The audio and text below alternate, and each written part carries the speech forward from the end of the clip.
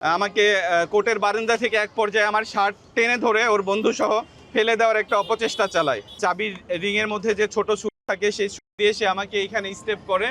Prince Mamun আমাকে জজের সামনে যেও পেছন থেকে অ্যাটাক করতে লাগে, তখন পিপি সাহেব তাকে ধাক্কা দিয়ে বের করে দেয়। আজকে আমি আমার বোনের সাথে ঢাকা জজ কোর্টে এসেছিলাম।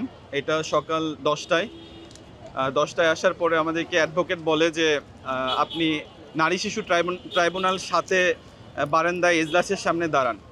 তো আমাদের আজকে একটা সাক্ষী ছিল, সেটা দেওয়ার জন্য আমরা কোর্টের বারান্দায় দাঁড়ায় ছিলাম।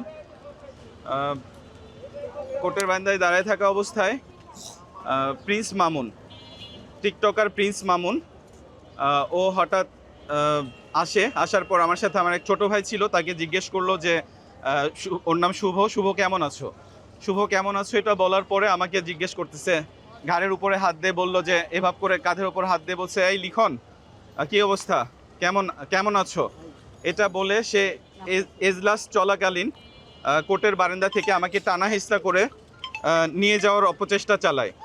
আমি যখন তাকে, আমি সবার কাছে বলবো, গণমাধ্যমের কাছে বলবো যে অন্যায় ছাড়া প্রিন্স মামুন আমাকে জজ কোর্টের বারান্দায় এভাবে মর্মান্তিকভাবে আঘাত করছে কোনো অপরাধ ছাড়া।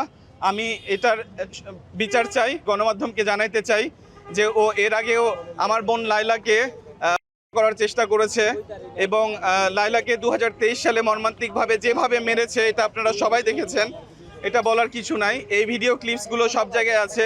আমি এতদিন শুনে এসেছি যে ও কিশোর গ্যাংয়ের সাথে জড়িত, আজকে আমি তার প্রমাণ পেলাম। ও যদি কিশোর গ্যাংয়ের সাথে জড়িত না থাকতো, ও কোর্টের বারান্দায় দাঁড়ায় দিয়ে একটা মানুষকে মার করার চিন্তা ভাবনা বা স্টেপ কিভাবে নেয়, এটা আপনাদের সবার কাছে আমার প্রশ্ন। এবং আমি গণমাধ্যমকে বলবো আমার এই নিউজটা বেশি বেশি প্রচার করবেন এবং আমি এটা সুষ্ঠু বিচার চাই।